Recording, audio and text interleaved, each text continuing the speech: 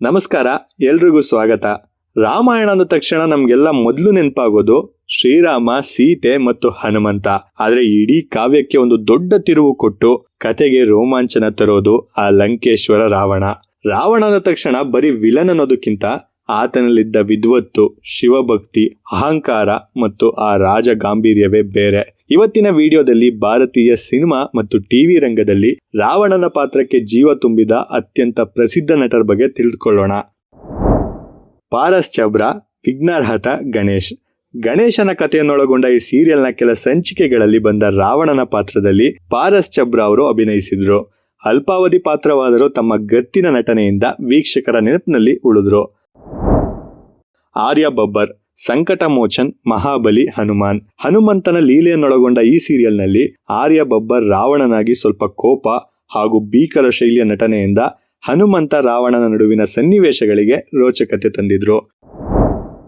ಪುನೀತ್ ಇಸಾರ್, ರಾವಣ್ ಕಿ ರಾಮಾಯಣ್. ಸಾಮಾನ್ಯವಾಗಿ ರಾಮಾಯಣವನ್ನು ರಾಮನ ಕೋನದಿಂದ ನೋಡ್ತೇವೆ, ಆದರೆ ಈ ಸೀರಿಯಲ್ನಲ್ಲಿ ಕಥೆಯನ್ನ ರಾವಣನ ಕಡೆಯಿಂದ ತೋರಿಸಲಾಗಿತ್ತು.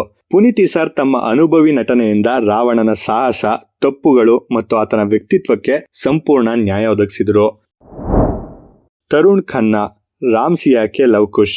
ಉತ್ತರ ರಾಮಾಯಣದ ಲವಕುಶರ ಕತೆ ಹೊಂದಿದ್ದ ಈ ಸೀರಿಯಲ್ನಲ್ಲಿ ತರುಣ್ ಖನ್ನಾ ರಾವಣನಾಗಿ ಗಂಭೀರವಾದ ನಟನೆ ಮತ್ತು ಪವರ್ಫುಲ್ ಡೈಲಾಗ್ ಡೆಲಿವರಿಯಿಂದ ಗಮನ ಸೆಳೆದಿದ್ರು. ಕಾರ್ತಿಕ್ ಜೈರಾಮ್, ಸಿಯಾ ಕೆ ರಾಮ್. ಸೀತೆಯ ಕೋನದಿಂದ ಹೇಳಲಾದ ಈ ಧಾರಾವಾಹಿಯಲ್ಲಿ ನಮ್ಮ ಕನ್ನಡದ ಜೆಕೆ ಕಾರ್ತಿಕ್ ಜೈರಾಮ್ ರಾವಣನಾಗಿ ಕಾಣಿಸ್ಕೊಂಡಿದ್ರು.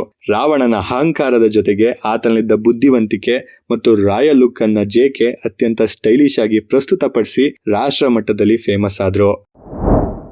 ಅಖಿಲೇಂದ್ರ ಮಿಶ್ರಾ, ರಾಮಾಯಣ್. ಸಾಗರ್ ಆರ್ಟ್ಸ್ ನಿರ್ಮಾಣದ ಈ ಸೀರಿಯಲ್ನಲ್ಲಿ ಅಖಿಲೇಂದ್ರ ಮಿಶ್ರಾ ಅವರು ರಾವಣನಾಗಿ ನಟಿಸಿದ್ರು. ತಮ್ಮ ಕಟ್ಟುಮಸ್ತಾದ ಶರೀರ, ಭೀಕರ ಧ್ವನಿ ಮತ್ತು ತೀವ್ರ ಮುಖಭಾವದಿಂದ ವೀಕ್ಷಕರ ಮೆಚ್ಚುಗೆ ಗಳಿಸಿದ್ರು. ಅಭಿಷೇಕ್ ಬಚ್ಚನ್, ರಾವಣ್. ಮಣಿರತ್ನಂ ನಿರ್ದೇಶನದ ಈ ಸಿನಿಮಾ ರಾಮಾಯಣದ ನೇರ ಕಥೆಯಲ್ಲ, ಬದಲಿಗೆ ಇಂದಿನ ಕಾಲಕ್ಕೆ ತಕ್ಕಂತೆ ರಾಮಾಯಣದ ಪಾತ್ರಗಳನ್ನ ಇಟ್ಕೊಂಡು ಮಾಡಿದ ಮಾಡ್ರನ್ ಡ್ರಾಮಾ. ಅಭಿಷೇಕ್ ಬಚ್ಚನ್ ಅವರು ರಾವಣನ ಸಾಂಕೇತಿಕ ಪಾತ್ರವಾದ ಬೀರ ಎಂಬ ನಾಯಕನಾಗಿ ನಟಿಸಿದ್ರು. ರಾವಣನ ಕೋಪ, ಭಾವುಕತೆ ಮತ್ತು ಒಳಗಿನ ದ್ವಂದ್ವಗಳನ್ನ ಅಭಿಷೇಕ್ ತುಂಬಾ ಸೂಕ್ಷ್ಮವಾಗಿ ತೆರೆ ಮೇಲೆ ತಂದಿದ್ರು. ಕೈಕಾಲ ಸತ್ಯನಾರಾಯಣ್, ಸೀತಾ ಕಲ್ಯಾಣಂ ತೆಲುಗು ಸಿನಿಮಾ. ದಿಗ್ಗಜ ನಿರ್ದೇಶಕ ಬಾಪು ಅವರ ಸೀತಾ ಕಲ್ಯಾಣಂ ರಾಮಾಯಣದ ಆರಂಭಿಕ ಘಟ್ಟ ಹಾಗೂ ಸೀತಾ ಸ್ವಯಂವರದ ಕಥೆಯನ್ನ ಚಂದವಾಗಿ ಹೇಳಿದ ಕ್ಲಾಸಿಕ್ ಸಿನಿಮಾ. ತೆಲುಗಿನ ಹಿರಿಯ ನಟ ಕೈಕಾಲ ಸತ್ಯನಾರಾಯಣ್ ರವರು ರಾವಣನಾಗಿ ತಮ್ಮ ಬಾಸುಂದಿ ಧ್ವನಿ ಮತ್ತು ಗಂಭೀರ ನಟನೆಯಿಂದ ಲಂಕೇಶ್ವರನ ರಾಜಗತ್ತನ್ನು ಅದ್ಭುತವಾಗಿ ಪ್ರದರ್ಶಿಸಿದ್ರು. ಸೈಫ್ ಅಲಿ ಖಾನ್, ಆದಿಪುರುಷ್. ಓಂ ರಾವತ್ ನಿರ್ದೇಶನದ ಪ್ರಭಾಸ್, ಕೃತಿ ಸನನ್ ಅಭಿನಯದ ಆದಿಪುರುಷ್ ಆಧುನಿಕ ತಂತ್ರಜ್ಞಾನ ಬಳಸಿ ಮಾಡಿದ ರಾಮಾಯಣದ ಕತೆ. ಸೈಫ್ ಅಲಿ ಖಾನ್ ಲಂಕೇಶನಾಗಿ ಡಾರ್ಕ್ ಮತ್ತು ಇಂಟೆನ್ಸ್ ಲುಕ್ ನಲ್ಲಿ ನಟಿಸಿದ್ರು. ಸೈಫ್ ತಮ್ಮ ನಟನೆಯನ್ನು ಚೆನ್ನಾಗಿ ನೀಡಿದ್ರು ಅವ್ರಿಗೆ ಕೊಟ್ಟ ಗೆಟಪ್ ಮತ್ತು ಲುಕ್, ಕ್ಯಾರೆಕ್ಟರ್ ಡಿಸೈನ್ ಪ್ರೇಕ್ಷಕರಲ್ಲಿ ಮಿಶ್ರ ಪ್ರತಿಕ್ರಿಯೆ ಹುಟ್ಟುಹಾಕಿತ್ತು. ಅರವಿಂದ್ ತ್ರಿವೇದಿ, ರಾಮಾಯಣ್. ರಾಮಾನಂದ್ ಸಾಗರ್ ಅವರ ರಾಮಾಯಣ್ ಭಾರತೀಯ ಟಿವಿ ಇತಿಹಾಸದಲ್ಲೇ ಒಂದು ದಾಖಲೆ. ಇಡೀ ದೇಶವೇ ಟಿವಿ ಮುಂದೆ ಕೂತು ನೋಡ್ತಿದ್ದ ಕಾಲವದು. ರಾವಣ ಅಂದ್ರೆ ಹೀಗೆ ಇರಬೇಕು ಅನ್ನೋ ಬೆಂಚ್ ಮಾರ್ಕ್ ಸೆಟ್ ಮಾಡಿದ್ದೆ ಅರವಿಂದ್ ತ್ರಿವೇದಿ. ಅವರ ಗಂಭೀರ ನಡಿಗೆ, ಬೋರ್ಗರಿಯುವ ಧ್ವನಿ, ಶಿವಭಕ್ತಿ ಮತ್ತು ಅಹಂಕಾರವನ್ನು ಅವರು ತೆರೆ ಮೇಲೆ ತಂದ ರೀತಿ ಸಾರ್ವಕಾಲಿಕ ಶ್ರೇಷ್ಠ. ಯಶ್, ರಾಮಾಯಣ. ನಿತೀಶ್ ತಿವೇರಿ ಅವರ ರಾಮಾಯಣ 2 ಭಾಗಗಳಲ್ಲಿ ಬರ್ತಿರೋ ಅತಿ ದೊಡ್ಡ ಪ್ಯಾನ್ ಇಂಡಿಯನ್ ಸಿನಿಮಾ. ಇದರಲ್ಲಿ ರಣಬೀರ್ ಕಪೂರ್ ರಾಮನಾಗಿ, ಸಾಯಿ ಪಲ್ಲವಿ ಸೀತೆಯಾಗಿ ಕಾಣಿಸ್ಕೊಂಡ್ರೆ ನಮ್ಮ ರಾಕಿ ಬಾಯ್ ಯಶ್ ಅವರು ರಾವಣನಾಗಿ ಅಬ್ಬರಿಸಲಿದ್ದಾರೆ. ಇಲ್ಲಿ ರಾವಣನನ್ನ ಬರೀ ವಿಲನ್ ಆಗಿ ತೋರಿಸದೆ ಒಬ್ಬ ಮಹಾನ್ ಚಕ್ರವರ್ತಿ, ಯುದ್ಧ ತಂತ್ರಜ್ಞ ಮತ್ತು ಪರಾಕ್ರಮಿ ಯೋಧನಾಗಿ ತೋರಿಸಲಾಗ್ತಿದೆ. ಯಶ್ ಅವರ ಕಟ್ಟುಮಸ್ತಾದ ದೇಹದಾಢ್ಯ, ಗಂಭೀರ ಧ್ವನಿ ಮತ್ತು ಮಾಸ್ ಸ್ಕ್ರೀನ್ ಪ್ರೆಸೆನ್ಸ್ ನಿಂದಾಗಿ ಈ ಪಾತ್ರದ ಮೇಲೆ ನಿರೀಕ್ಷೆಗಳು ಗಗನಕ್ಕೇರಿವೆ. ಕನ್ನಡ ಚಿತ್ರರಂಗದ ಡೈನಾಮಿಕ್ ಹೀರೋ ದೇವರಾಜ್ ಅವರನ್ನ ಆಕ್ಷನ್ ಸಿನಿಮಾಗಳಲ್ಲಿ ಖಡಕ್ ಪೊಲೀಸ್ ಆಫೀಸರ್ ರೋಲ್ಗಳಲ್ಲಿ ನೋಡಿ ನಮ್ಗೆಲ್ಲ ಅಭ್ಯಾಸ ಅಲ್ವಾ. ಆದ್ರೆ ಅವರು ತಮ್ಮ ಇಡೀ ಕೆರಿಯರ್ ನಲ್ಲಿ ಮೊದಲ ಬಾರಿಗೆ ಪೌರಾಣಿಕ ಪಾತ್ರದಲ್ಲಿ, ಅದು ಲಂಕಾಧಿಪತಿ ರಾವಣನಾಗಿ ಅಬ್ಬರಿಸಿದ್ದು ಯಾವ ಸಿನಿಮಾದಲ್ಲಿ ಗೊತ್ತಾ? ಅದೇ 2008ರಲ್ಲಿ ಬಂದ ಪ್ರಚಂಡ ರಾವಣ. ಹೌದು, ದೇವರಾಜ್ ಅವರ ಸುದೀರ್ಘ ನಟನಾ ಪಯಣದಲ್ಲಿ ಇದು ಮೊದಲ ಪೌರಾಣಿಕ ಸಿನಿಮಾ. ರಾವಣ ಅಂದ ತಕ್ಷಣ ನಮ್ಗೆ ನೆನಪಾಗೋದು ನಾಟಕ ರಂಗದಲ್ಲಿ ಆ ಪಾತ್ರಕ್ಕೆ ಜೀವ ತುಂಬಿದ್ದ ನಟ ಭಯಂಕರ ವಜ್ರಮುನಿ ಅವರು. ಸುಮಾರು 50 ವರ್ಷಗಳ ಹಳೆಯದಾದ ಪ್ರಖ್ಯಾತ ಬರಹಗಾರ ಕಣಗಲ್ ಪ್ರಭಾಕರ್ ಶಾಸ್ತ್ರಿಗಳು ಬರೆದ ರಂಗನಾಟಕದ ಆಧಾರದ ಮೇಲೆಯೇ ಈ ಸಿನಿಮಾವನ್ನ ಮಾಡಲಾಯಿತು.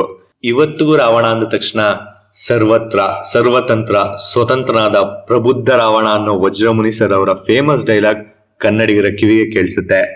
ವಜ್ರಮುನಿ ಸರ್ ಫೇಮಸ್ ಮಾಡಿದ್ದ ಆ ಕ್ಲಾಸಿಕ್ ಡ್ರಾಮ್ಯಾಟಿಕ್ ರಾವಣನ ಪಾತ್ರಕ್ಕೆ ಹೆಜ್ಜೆ ಇಡುವುದು ಸಣ್ಣ ವಿಷಯವಾಗಿರ್ಲಿಲ್ಲ. ಆದ್ರೆ ನಮ್ ದೇವರಾಜ್ ಅವರು ತಮ್ಮದೇ ಆದ ರೌದ್ರಾವತಾರ ಮತ್ತು ಎನರ್ಜಿಯಿಂದ ಆ ಪಾತ್ರಕ್ಕೆ ಸಖತ್ ಮೆರುಗು ತಂದ್ರು. 10 ತಲೆಯ ರಾವಣನ ಅಹಂಕಾರ, ಗಾಂಭೀರ್ಯ ಮತ್ತು ಕಟು ಸತ್ಯವನ್ನು ತಮ್ಮ ಕಣ್ಣುಗಳಲ್ಲೇ ತೋರಿಸಿದ್ರು ದೇವರಾಜ್.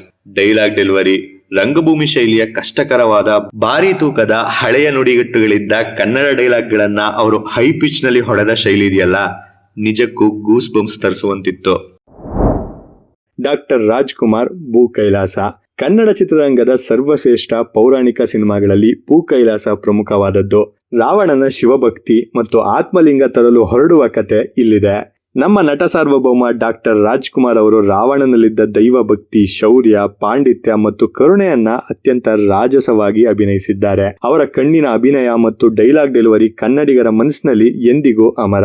ಸಾಮಾನ್ಯವಾಗಿ ತೆಲುಗು ಅಥವಾ ಹಿಂದಿ ಚಿತ್ರರಂಗಕ್ಕೆ ಹೋಲಿಸಿದ್ರೆ ನಮ್ಮ ಸ್ಯಾಂಡಲ್ವುಡ್ ನಲ್ಲಿ ನೇರ ರಾಮಾಯಣ ಅಥವಾ ರಾವಣನ ಮೇಲೆ ಬಂದ ಸಿನಿಮಾಗಳು ತುಂಬಾ ಕಮ್ಮಿ. ಅದಕ್ಕೆ ಏನೋ ಸುಮಾರು 70 ವರ್ಷಗಳ ಭಾರತೀಯ ಇತಿಹಾಸದಲ್ಲಿ ಕನ್ನಡ ಚಿತ್ರರಂಗದ ಬೆರಳೆಣಿಕೆಯಷ್ಟು ಸೂಪರ್ ಸ್ಟಾರ್ ಗಳು ಮಾತ್ರ ಬಿಗ್ ಸ್ಕ್ರೀನ್ ಮೇಲೆ ರಾವಣನಾಗಿ ಅಬ್ಬರಿಸಿದ್ದಾರೆ. ಅದರಲ್ಲೂ ಮುಖ್ಯವಾಗಿ ಈ ಇಬ್ಬರು ನಟರ ರಾವಣನ ಪಾತ್ರ ಸ್ಯಾಂಡಲ್ವುಡ್ ಇತಿಹಾಸದಲ್ಲಿ ಮೈಲುಗಲ್ಲು. ನೋಡಿದ್ರಲ್ಲ ಸ್ನೇಹಿತರೆ, ಮೌನ ಚಿತ್ರಗಳ ಕಾಲದಿಂದ ಹಿಡಿದು ಇಂದಿನ ಹೈಟೆಕ್ 3D ಸಿನಿಮಾಗಳವರೆಗೆ ರಾವಣನ ಪಾತ್ರವನ್ನ ಬೇರೆ ಬೇರೆ ನಟರು ತಮ್ಮದೇ ಶೈಲಿಯಲ್ಲಿ ಅಭಿನಯಿಸಿದ್ದಾರೆ. ಇವರಲ್ಲಿ ನಿಮಗೆ ಅತ್ಯಂತ ಇಷ್ಟವಾದ ರಾವಣನ ಪಾತ್ರ ಯಾರ್ದು? ಮುಂಬರುವ ಸಿನಿಮಾ ರಾಮಾಯಣದಲ್ಲಿ ಯಶ್ ಅವರ ಲುಕ್ ನೋಡಲು ನೀವು ಕಾಯ್ತಿದ್ದೀರಾ? ಕಮೆಂಟ್ ಮಾಡಿ ತಿಳಿಸಿ. ವಿಡಿಯೋ ಇಷ್ಟ ಆಗಿದ್ರೆ ಲೈಕ್ ಮಾಡಿ, ಶೇರ್ ಮಾಡಿ, ಚಾನಲ್ಗೆ ಸಬ್ಸ್ಕ್ರೈಬ್ ಆಗೋದನ್ನ ಮರಿಬೇಡಿ. ಧನ್ಯವಾದಗಳು. ಎಲ್ರಿಗೂ ನಮಸ್ಕಾರ. ಇಂಟ್ರೆಸ್ಟಿಂಗ್ ಅಪ್ಡೇಟ್ಸ್ ಆ್ಯಂಡ್ ಎಕ್ಸೈಟಿಂಗ್ ಕಾಂಟೆಂಟ್ಸ್ಗಾಗಿ ನಮ್ಮ ಚಾನಲ್ಗೆ ಸಬ್ಸ್ಕ್ರೈಬ್ ಆಗಿ. Thank you for watching.